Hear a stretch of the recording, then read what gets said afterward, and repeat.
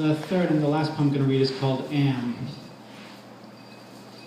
I had it in all different colors, like some particular consumer America advertising totem pole with a card give no umbilical cord in its top. It bore a good resemblance if I in fact know what the absence of a thing looks like, and I do know that. That's all we know. We could tell a bird by a photo taken of inside its beak. We would know what its wings were like, and if it were in flight, it's probably an albatross, I wrote, and it has very large wings, and it is, as it were, an about to be going bird, about to be in flight over the sea. To my mind, one albatross is like a couple of ballerinas, albeit they're each one-legged. It's a beautiful mind, like Helen Sissou playing Russell Crowe in the movie, and they dance like the lining on the wall. This in turn suggests a Dürer I once saw, in which clowns, or were they just old alchemists with robes and peaked caps? Anyway, they were old men with mustaches, pink all over rather than red-faced, but probably alcoholics all the same. And there's this head of a man with cigarettes suspended over them, and his head is angled so it looks like he's held up by his feet, and he's breathing smoke into everyone's glass of ale, and his head is like that of an alert show dog, his eyes and ears communicating, "Hello, I'm alert and alive," but they also say I'm alert but afraid, like the two sepia eyes of a bat. And as I get up, I stand up into a dirty lake with algae all around me. It looks like a geyser, of which my body is its central body, from which the geyser will erupt. Very phallic. I put my head back underwater, and the scene there is long filamentous growths everywhere, like a world populated only by sea butterflies with longest slender legs. Am I some kind of Alice in Wonderland character, I ask out loud? Is this like some kind of Alice in Wonderland affair? Or am I some rabbi on account of whose spiritual mistakes the world must costume itself as butterflies? I see I've sold these thoughts, they must be refigured. I see in the coral closer to the shore a profile pic of someone looking at or like me. They're wearing a smoking caterpillar dinner jacket, its collar flipped high. Could this be the profile of a pendulum, whose front view, though dynamic, always reminds me of me? I look again, there's some haughty old loser in a tube top with four of what look like individual aliens around him, just looking like they're listening. When I come up for air, there's this huge eagle alighting on the water, and I know its wings are twins because they look exactly alike. I don't really know how to say this about an eagle. I mean, I've never really noticed these things before in an eagle, but this was a rather buxom eagle, but muscular too, and it was rather strangely attractive, and I could see its alimentary canal because it was weirdly on the outside. And it looked just like an alimentary canal, really, but the way an alimentary canal would look in the movies, like on an animated baby chick.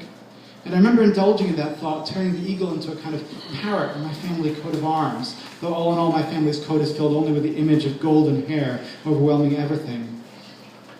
I'm looking down a narrow alley now, and at the end of a alley is a solitary spire.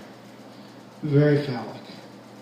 And this solitary spire, which sees itself as its own independent image file, is looking both back through the alley and up to the skyline. It's as though it were seeing the head of an alligator open its jaw into the head of an alligator with an already partly open mouth. And without stretching its imagination in any manner, it could see the second alligator's feet just like that. Where it's like, oh, look at those two alligator heads. They're such colorful creatures, eyes like pogo sticks, limbs that move like eyes. You know, if you try hard, you can see the head of another alligator sticking out of each of their heads. Are they fish? Are they mammals? Are they crocodiles? One has long whiskers about its snout, and I'm just like repeating the face of an alligator, the skull of an alligator, the soul of an alligator, the jaws of an alligator, the mouth of an alligator. Its eyes are looking down. Perhaps an alligator is a lizard, one of the so-called reptilian animals? The tail of an alligator, the two heads of an alligator, its almost garage-like beak, its pogo-like eyes, the profile of an alligator, the skin of an alligator, all spread out to be suggestive of what? Reminds me of the human house standing alone in open rainy weather, like an abandoned pair of forceps in their own anesthetized hell. I see a bowl of small, round objects alone on the coffee table. Could be walnuts, almonds, could be tiny chocolate Easter eggs. Just these portions standing alone. There's an animal standing on rocks alongside a lake holding two large objects aloft. Two people running with large petals of alpine star. The sky a sort of arch over them. I think of this as the altar effect, in which having held up something to be altered, I feel some canopy surround them. And I feel a little better, as though I was some shallow water seen from considerable altitude. As though me and the insects, birds, and animals and the landmass we stand under in relation to, as though we were all upside down together, watched by the fantasies of our world which we have made, by that cartoon cat. You know the one who's always searching for the unscalable reefs of the Canary Islands. I look again and again, and my own looking can always be seen as a representation of the sea. Yes, my world as I describe it has been donated by some commercial hack artist who stands now evaluating the work with arms crossed, who in a typically faux 19th century Russian way always draws men with beards flying presumably by the wind resistance of their beards, and who, just like the image of an artist they would market, they're always at a spiritual and financial disadvantage, these beardy men. Like they try to find scorpions in the desert for their edgy installation, and they can't. And then stranded in the desert, destitute in old age with no teeth, scorpions are all they find. And I know why now. Whenever I look, I always see faces. Or I can always get the idea of a face from some amorphous mass. And we are out together, two weird people out together, dancing palm to palm like those two clowns in the song.